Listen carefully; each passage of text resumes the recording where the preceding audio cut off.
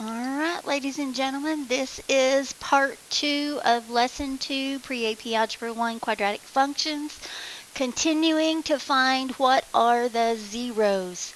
First lesson, we talked about the zeros, talking about the y-intercept where x is 0. So now we need to talk about the x-intercepts. And the x-intercept is a much bigger idea. You would think they wouldn't be because it's all just in finding zeros. But the first thing we need to connect with is when they talk about the x-intercept, the first definition piece you need to remember is that's where y equals 0. So in every ordered pair, we're going to find the value for x, but y will equal 0. Okay? The next thing you need to understand in graphing quadratics, because we haven't really talked a whole lot about all the details and some of the specifics, there are going to be 3 types of quadratics that we will begin to see as we move forward. Okay? The first type of a quadratic is going to be the type of quadratic that has 2 real solutions. That's important. Okay, you will encounter quadratics that have what's known as one real solution. And you will encounter quadratics that have no real solutions. Okay, 3 types of problems. Please notice that if we are talking about a quadratic that has 2 real solutions, that means there are going to be 2 x-intercepts. If we are talking about a quadratic that has 1 real solution, that means it touches the x-axis once. And then we are going to have the type of quadratics which we've already seen that have no real solutions. In other words, they don't cross the x-axis. Now the last thing I need to tell you before we jump in and find our x-intercepts are all the different names for x-intercepts. I've kind of already been dropping them. When they want you to find an x-intercept, they may use the words solve. They may use the words solutions. They may use the word find the roots. They may ask you to find the zeros. They may ask you to find x-intercepts. And sometimes they just might ask you to find what x equals. These are all the different names, all the different ways that they can ask you to do the skill that we're about to do. Find the x-intercepts. Solve, solutions, roots, zeros, x-intercepts, or what does x equal. Please feel free to pause, but I'm going to go ahead and start working on the first problem in the set. First problem in the set is what's known as factored form, and you can see that they are in factored form, which is why we've been working on factoring so hard, because that's the easy way to find the solutions, the roots, the zeros, or the x-intercepts. Now, the first property we need to connect with is this one. It's called the zero product property rule. And pretty much what it says is if we have an equation or we have 2 factors that equal 0, connect 2 factors that equal 0, then I can set each factor equal to 0 and solve. So the zero product property rule tells me that if I have 2 factors equal to 0, I can set each factor equal to 0 and find my solutions, aka x-intercepts. So why have we been factoring? Well, right here it is. Because it gives us a solution, it gives us our roots or our x-intercepts in our quadratic. So the first thing I'm going to do is add 4 to the first one. And it tells me x is 4. And then I'm going to add 9. And it tells me x equals 9.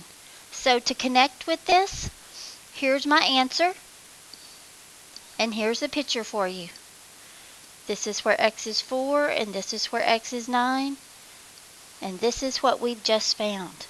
So my solutions or my x-intercepts are 4, 0, 9, 0. Remember the instruction to ask you to find your x-intercepts. That means ordered pair form. Feel free to pause, but I'm going to go ahead and move on. The next problem in the set is also in factored form, so I'm going to work it the same way. According to the zero product property rule, it says if my factors equal 0, then each factor can be set equal to 0. Simple way to solve. So I'm going to set each factor equal to 0, and I'm going to go solve them one at a time. So the first one I'm going to add 4, which gives me 7x equals 4. And then I'm going to divide by 7. So my first solution, or my first value for x is 4 divided by 7. Going to work my second equation, which means I'm going to add 1. So 5x equals 1. And then I'm going to divide by 5. So my other solution is 1 divided by 5. Which means my x-intercepts are going to be 4/7 0 and 1/5 0. Keep in mind that if this is 1, 4/7, let's see, 1/5 would be about here, 4/7 about here. I got a quadratic that looks something like that. Okay, I'm just trying to help you connect and visualize with what we are finding. We are finding the x-intercepts. Now these first two problems in the set were already in factored form. So if you don't know what's coming, let me go ahead and put you out of your misery. Yes, that is correct. We are now going to find our x-intercepts where we have to put it in factored form so that we can find the x-intercepts. So first problem in the set here is a simple quadratic in standard form where a is 1. Remember, this is the easiest problem in the set because there's no multiplier to complicate things. So the first thing I'm going to connect with is the only factors that give me x squared are x times x. So I'm going to go ahead and start my problem. Then I have to find the number combination that's going to sum or total to a -8, but is going to multiply to a +15. Remember, this is that process called sums and products. Find the number combination. So factors for 15, remember you can list these out. You can go through these in your head, or you can use the calculator, go into your y equals. My number combination that's going to multiply and give me a +15, but add and give me a -8 is going to be -3 and -5. So this is my number combination, and these are my factors. Now, according to your zero product property, it says I can take each one of these factors, set them equal to 0, and I can find what x equals. So x-intercept number 1. Going to add 5 here and get x to equal 5. So my answer to this question is 3, 0, 5, 0. X-intercepts. Again, if I need to visualize that, remember what we just found. It's important. 3 and 5. That's what we just found. Now another one. Now this one's going to be a little out of our comfort zone, so we just want to be careful. This one is technically not in standard form. It's in what we would call factored form, but it's a little weird. I got two factors. I got 2x, and I've got this one. So the reason it's weird is this other factor of 4x squared minus 25. And I'll talk to you about that here in just a second. But I'm going to go ahead and set this 2x equal to 0. I'm going to divide by 2, and I found my first intercept is at 0, 0. Remember what that is. Let me draw it up here. 0, 0. Okay? Got a intercept right there. When I go set this 4x squared minus 25 equal to 0, it is a quadratic, and it's a type of a problem that we haven't worked in a while. So let me remind you that this is called a difference of perfect squares. Okay, meaning difference of perfect squares. The word difference means that my signs are different. One is positive and one is negative. When I talk about perfect squares, that means I need the dimensions to be the same, i.e. my factors. So I'm going to use 2 and 2. And because it's x squared, I'm going to put in x times x gives me x squared. My factors for 25 are 5 and 5 that are the same. So I get 5 and 5. And of course my zero product property works right here. So now I've got 2x minus 5 equals 0. And I've got 2x plus 5 equals 0. So then I'm going to go ahead and solve. By finding x, I'm going to add 5. And I'm going to divide by 2. Hope I didn't go too fast on that. Over here to find x, I'm going to subtract 5 and divide by 2. And now I have a problem that has 3 intercepts, which makes it a polynomial function, not necessarily a quadratic. But we're unfamiliar with this, so the best picture I can do, because 2 goes into 5 2.5 times, so that's going to be at 2.5, 0, and this is going to be at negative 2.5, 0. So I'm looking at something that might look something like this. Okay? Not a quadratic, but we can still find those x-intercepts, and there are 3 of them. 1, 2, 3. Please feel free to pause, but I'm going to work a few more of the harder ones to factor, and then we'll be done today. Okay, first one up has got some really big numbers in it. So first thing I know is 3 is prime. You know, we looked at one where we factored where a was positive, where a was 1, and that's the easiest problem in the set. 3 is prime. These are the medium problems. So I'm going to go ahead and place my prime number. Oops, that's supposed to be I was going to put a 1x. So that's what I know. From here, unless you want to play guess and check to find your number combination, I'm just going to go right straight to my sums and products process. I've got to find the numbers that total to a positive 34. But when I multiply A times C to get that multiple number, I get a 72. Now, some of you may be good with the factors of 72 in your head, and some of you may not. But I'm going to go ahead and go through that list, starting with 1 and 72 is not going to total. Now, here's the other thing you want to connect with. We're going to be subtracting, because I multiply and get a 72 means my signs are different. So if I subtract 1 and 72, I get a 71. Next set of factors is 2 and 36. If I subtract 2 from 36, I get a 34. So I get my factors real quick. The combination that's going to give me a positive 34 means that my 36, my larger number, has to be the positive and the 2 has to be the negative. Now here's the hard part. You know, we just went over FOIL earlier in the problem. This number combination, these two numbers that total and give me this 34 right here, are a combination of the outside and the inside line. Now the reason this one is the medium one is because you already have a factor of a 3 in the game. The easiest way to work this is use your division. 3 is going to divide into which one of these numbers? It has to divide into the 36.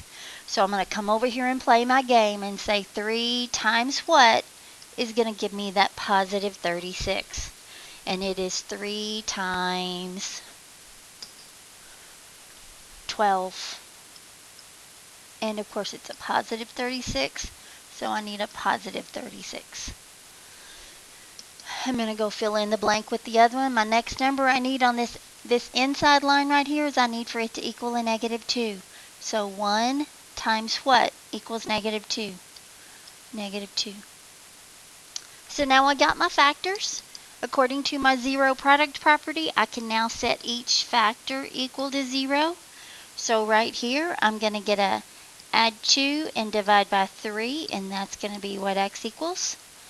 My other factor is x plus 12, and of course all I have to do there is subtract 12. So my x-intercepts are at 2/3 and at negative 12. Remember, visuals are good. They're not necessary, but they're great to connect with what we're doing. Here's negative 12, 0, and here's 2/3, 0. There's you a picture of your x-intercepts.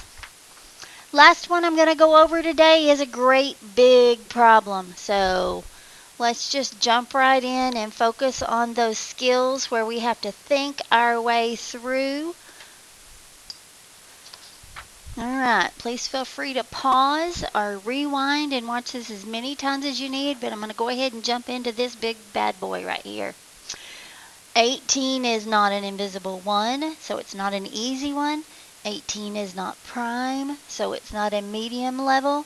It's a hard one because my factors for 18 involve 1 and 18, 2 and 9, and 3 and 6. Same thing is true about my other multiple. It's a 40. Lots of factors for 40. So I don't have anything to go off of. So this is a perfect example of a problem that you're really going to have to put your thinking caps on. I'm going to go right straight to sums and products. When I total, sum, or add, I need to get the negative 63 with my two numbers. But when I multiply or get the multiple, A times C, 18 times 40 is 720. Now that's a really big number, so unless you're good with your multiplication facts, I'm going to expect everybody to be going to your calculator and putting that in your y equals. If you don't remember how to do that, you're going to put 720 divided by x in your calculator, and you're going to go to the table and you're going to go down the list. Because 720 is positive, it means I'm looking for two numbers that are going to add and give me a negative 63. I'm going to go all the way down the list, and I finally come up with my two numbers. If you want to find them on your own, hit pause real quick because I'm going to write them down. My two numbers are negative 48 and negative 15. When I total those, they give me a negative 63. Now, here's the hard part. You're probably going, that doesn't give me anything to go off of, but it does. And here's the thought process. These are the two numbers that when I add them, negative 48 and negative 15, they give me the negative 63. So that piece of the puzzle I have. I now have to find the factors that are going to give me the 18. So I'm going to come over here and I'm going to start with the smallest number in my number combination. Why am I going to do that? Because the list of factors is short. 1 and 15, and 3 and 5. Now these are like answer choices. Okay, these are answer choices, and the idea behind it is one of these four numbers has to go into 18. Notice I started with my small number over here, and I'm going to my small number over here. So 1 will go into 18, and so will the 3. So I'm going to try the 3 first. This is what they mean by guess and check. So I'm going to put a 3x and I'm going to put a 6x. So I'm trying the 3. And here's what I have to reconnect with right now. Now that I've found a piece of my puzzle, or at least what I think to be a piece of my puzzle, I'm going to come back over here and I'm going to look at my multiple. My multiple of a 3 actually goes into 48 and 15. So that doesn't really help me. So now let me go to my 6 and let me think about my inside line. 6 divides into 48. Does it divide into 15? No. So that's where I'm going to start, right here, because my 6 does not divide into 15. I'm going to focus on my 48, which means on this inside line, I need it to equal a negative 48. So 6 times negative 8 equals a negative 48. And once you find that piece of the puzzle, then it's easy to go ahead and say, okay, 3 times what is going to give me my other number, which is a negative 15, which means it has to be a negative 5. Once you get your factors, it's time to set your factors equal to 0 so you can find your x-intercepts. Oops, that's a 5, Miss Lear. hopefully solving this. So a simple two-step equation is pretty easy. I'm going to add 8 and divide by 3. I'm going to add 5 and divide by 6. My x-intercepts are 8/3, 0, and 5/6, 0. Please feel free to pause. Please feel free to watch this as many times as you need to, especially on these factoring pieces, because they are definitely the hard ones. This does conclude the end of lesson 2. I do want to remind you to complete all the assignment and all the assigned problems always show in your work. Make sure you're using your class time wisely. You're working with a partner. Check your answers using the answer key on Canvas. And of course, this assignment will be due next class time. Thank you for listening. And again, please feel free to watch again as many times as you need. Have a great day.